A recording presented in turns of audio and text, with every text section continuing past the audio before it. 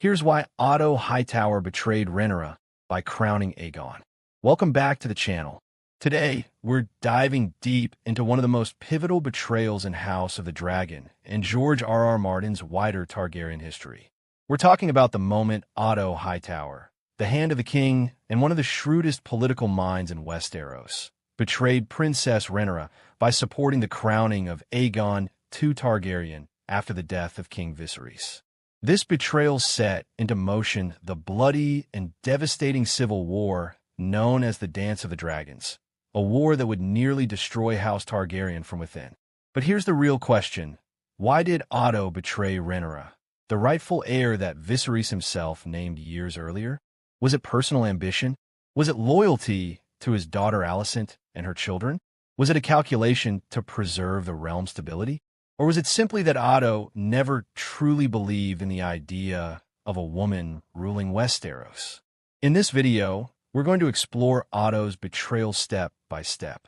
We'll break down his rise to power, his rivalry with Rhaenyra, his relationship with Alicent, the political climate of the Seven Kingdoms, and finally, the moment he chose to crown Aegon instead of honoring Viserys' dying wish. By the end, you'll see that Otto's betrayal wasn't just about one moment. It was the culmination of years of maneuvering, resentment, and ambition.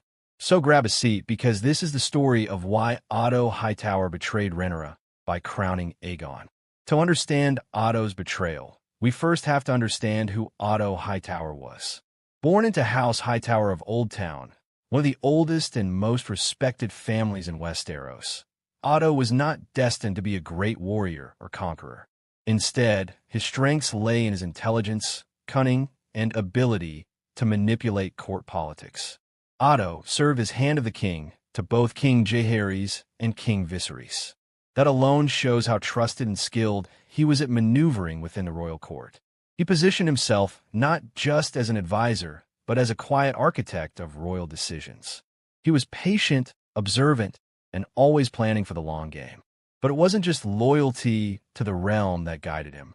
Otto was ambitious. He wanted his family, House Hightower, to rise above their station and to be forever tied to the Iron Throne. That ambition first became clear when he encouraged his daughter, Alicent, to become close with King Viserys after the death of Queen Aemma.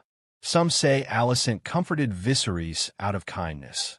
Others say Otto pushed her into it as a calculated move. Either way, the result was the same. Alicent became queen, and Otto's bloodline became directly tied to the Targaryen dynasty. From that moment, Otto wasn't just a hand. He was a man with a stake in who would sit the Iron Throne. And once Alicent gave birth to sons, particularly Aegon, Otto had all the motivation in the world to see his grandson crowned king of Westeros. The real problem began when King Viserys named his daughter, Rhaenyra, as his heir. After Queen Aemma's death, Viserys shocked the court by passing over his younger brother Daemon and naming his daughter instead. At first, the lords of the realm swore oaths of loyalty to her. It seemed like a done deal. But in Westeros, oaths can be broken, and promises are only as strong as the people willing to keep them. The idea of a woman ruling as queen of the Seven Kingdoms was controversial. The realm had never had a ruling queen before, and many lords were uncomfortable with the idea. Otto, being a man of tradition and calculation, never truly accepted Rhaenyra as the heir. He might have bowed his head in public, but in private, he was already thinking ahead. As the years went on, the tension only grew. Rhaenyra and Alicent, once close, became rivals. Their children represented two possible futures, one where Rhaenyra's line ruled, and one where Alicent's line ruled. Otto, unsurprisingly, sided with his daughter and grandchildren. To him, crowning Aegon wasn't just about ignoring Viserys' wish. It was about securing the Hightower legacy and preventing what he saw as chaos under Rhaenyra's rule. The heir problem was more than just a question of who had the better claim. It was about politics, gender, and stability. And Otto, ever the strategist, believed crowning Aegon was the safer path, even if it meant betraying the memory of his king. Otto's betrayal cannot be separated from his daughter, Alicent. The two were more than father and daughter. They were political allies. Alicent's marriage to Viserys was the foundation of the Hightower rise to power. But Alicent wasn't just a passive queen.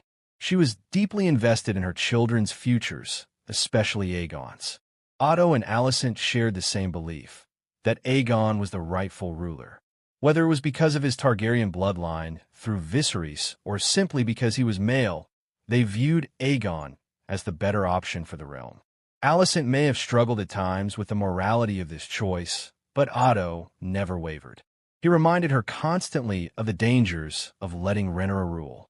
He painted visions of her children being executed to eliminate rivals, of the realm descending into war, of Hightower blood being wiped out. Whether or not these fears were justified, they worked. Alicent leaned heavily on her father's counsel, and together they built a quiet conspiracy to crown Aegon when the time came. In many ways, Otto's betrayal of Rhaenyra was simply an extension of his loyalty to Alicent. He wasn't just betraying the princess.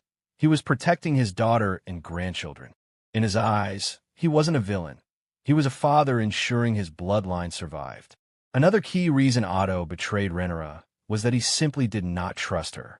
From the moment she was named heir, Otto viewed her as reckless, proud, and ill-suited for the throne. Her relationship with Daemon only confirmed his fears. Daemon was ambitious, unpredictable, and dangerous. To Otto, the idea of Rhaenyra ruling with Daemon at her side was a nightmare scenario. He saw it as the potential rise of a tyrannical power couple who would dominate the realm and leave no room for rivals.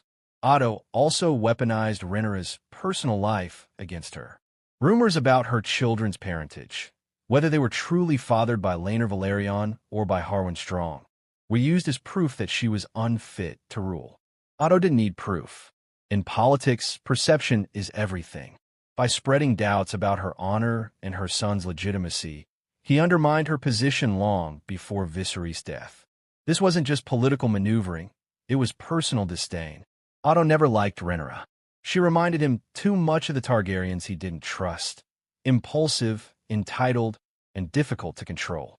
Otto preferred rulers he could guide, like Viserys, or manipulate, like Aegon. Rhaenyra was neither. And so, in his mind, crowning her would not only doom the realm, but also end his own influence at court.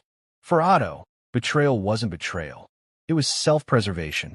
When King Viserys finally died, the moment of truth arrived. This was the crossroads where Otto could either honor the king's last wish and crown Rhaenyra, or seize the opportunity to place Aegon on the throne.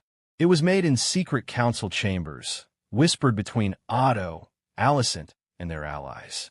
They didn't even inform Rhaenyra of her father's death right away, giving themselves time to secure power before she could react. So why did Otto really betray Rhaenyra? Let's break it down into clear motivations.